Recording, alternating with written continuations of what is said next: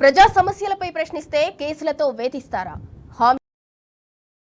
అక్రమ కేసులు పెడుతున్నారా? బరాబర్.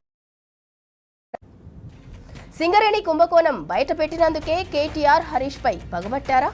అందుకే ఫోన్ ట్యాపింగ్ కేసులో సిట్ విచారణ పేరుతో కుతంత్రాలు చేస్తున్నారా? బరాబర్ ప్రశ్నిద్దాం. హైకోర్టు సుప్రీంకోర్టులు కొట్టేసినా మళ్లీ విచారణ పేరుతో డ్రామాలెందుకు చేస్తున్నట్లు? ఇంకెంతకాలం ఈ డైవర్షన్ డ్రామాలు? బరాబర్ నిలదీద్దాం. ఇప్పుడు ఫోన్ ట్యాపింగ్ జరగట్లేదని రేవంత్ గుండె మీద చెయ్యేసుకొని చెప్పగలడా? కాంగ్రెస్ కుంభకోణాల నుంచి డైవర్షన్ కోసమేనా ఈ విచారణ డ్రామాలు? బరాబర్ అడుగుదాం. పోలీసింగ్ ప్రక్రియలో జరిగేది ట్యాపింగ్ కు పాలకులను బాధ్యులు చేస్తారా? ఫోన్ ట్యాపింగ్ నేరం కాదని మాజీ ప్రధాని మన్మోహన్ సింగ్ స్వయంగా చెప్పలేదా? బరాబర్ ప్రశ్నిద్దాం.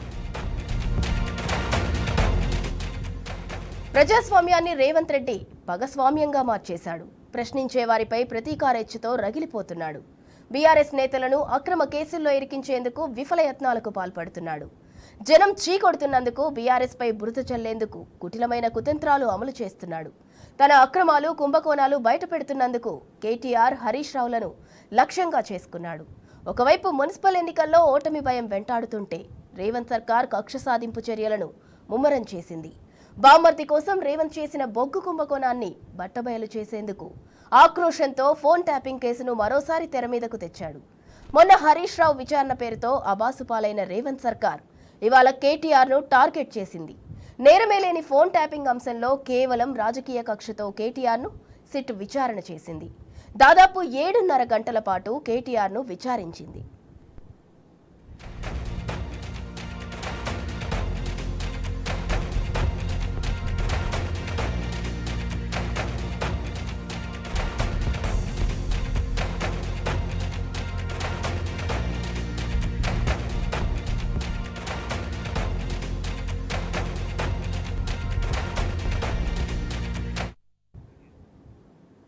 ఫోన్ ట్యాపింగ్ కుట్రలు ఎన్నిసార్లు బూమరాంగ్ అయినా గుంపు మేస్త్రికి బుద్ధి రావటం లేదు.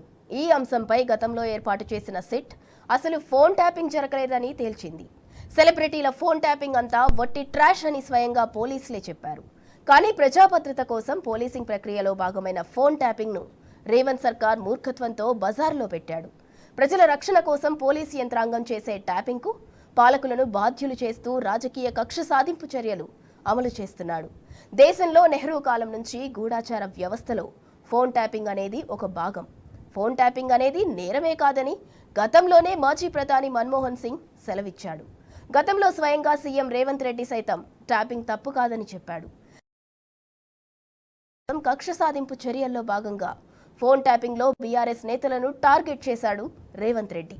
ప్రభుత్వం అనుసరిస్తోన్న నోటీసులు, విచారణ డ్రామాలపై బీఆర్ఎస్ మండిపడుతోంది. రాష్ట్ర వ్యాప్తంగా ప్రజలు సైతం రేవంత్ సర్కార్ దురాగతాలపై ఆగ్రహం వ్యక్తం చేస్తున్నారు.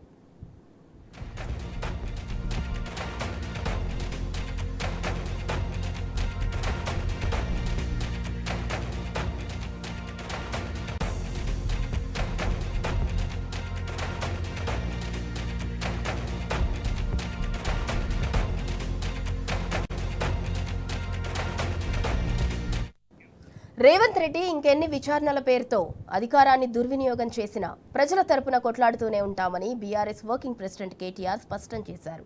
తప్పు చేయనప్పుడు ఎవరికీ తలొగ్గే ప్రసక్తే లేదన్నారు. కానీ రేవంత్ కుట్రల్లో భాగమవుతున్న అధికారులను విడిచిపెట్టేది లేదన్నారు. ఫోన్ ట్యాపింగ్ అంశంలో గత బీఆర్ఎస్ ప్రభుత్వం ఎటువంటి తప్పు చేయలేదన్నారు. రేవంత్ రెడ్డికే కాదు ఆయన జేజమ్మకు కూడా భయపడేది లేదని కేటీఆర్ మాస్ వార్నింగ్ ఇచ్చారు. మీరేదో ఇవాళ ముఖ్యమంత్రి హార్వర్డ్కి పోయిండు, ఆడ వచ్చిరాని ఇంగ్లీష్లో ఏం నేర్చుకుంటుండో ఏం తెచ్చిండో కానీ ఆయన వచ్చే వరకు టైం పాస్ చేద్దాము అని చెప్పి మీరు డ్రామా చేస్తున్నారు. మాకు తెలుసు, ధారావాహికలాగా నడుపుతా ఉన్నారు. మాకేం ఇబ్బంది లేదు. మీరు ఎన్నిసార్లు పిలిచినా వస్తాం. ఎందుకంటే చట్టాన్ని గౌరవించే పౌరులం, తప్పకుండా వస్తాం. మేము తప్పు చేయలేదన్న మాటనే చెప్తాము. మీరు ఎన్ని రకాల డైవర్షన్ గేమ్లు ఆడినా మేము మాత్రం అర్జునుడి కన్ను ఎట్లయితే ఆనాడు తన గురి మీదనే ఉండనో మా గురి మొత్తం కూడా ఈ ప్రభుత్వ అసమర్థత మీద, మీ అవినీతి మీద, మీరు ప్రజలకిచ్చి ఎగ్గొడుతున్న హామీల మీద, యనుమల రేవంత్ రెడ్డి ఎగవేతల రేవంత్ రెడ్డికి ఎట్లా మారిపోయిండో అన్న దాని మీద 420 హామీలు ఇచ్చి ఇప్పటి వరకు 4 హామీలు కూడా నెరవేర్చకుండా ఎట్లా ఈ లుచ్చా పనులు చేస్తున్నాడో వీటిని ఎండగడుతూనే ఉంటాం. 100% వదిలిపెట్టకుండా ప్రాణం పోయేదాకా పోరాడుతూనే ఉంటాం. ఎవరికి భయపడకుండా, ఎవరికి తలవంచకుండా నిఖార్సైన తెలంగాణ బిడ్డలుగా, కేసీఆర్ గారి సైనికులుగా, కేసీఆర్ గారిని తిరిగి ముఖ్యమంత్రి చేసేదాకా మేమందరం కలిసికట్టుగా పనిచేస్తూ ఉంటామని చెప్పి తెలియజేస్తూ, తప్పు చేసినోడు భయపడతాడు, తప్పు చేయనోళ్ళు ఎవరికి భయపడాడు. రేవంత్ రెడ్డి కాదు, వాని జేజమ్మకు కూడా భయపడే సమస్య లేదు. ముమ్మాటికి ఒకటి మాత్రం పక్కా, ఈ కేసు ఇంతటితో మేము వదిలిపెట్టాం.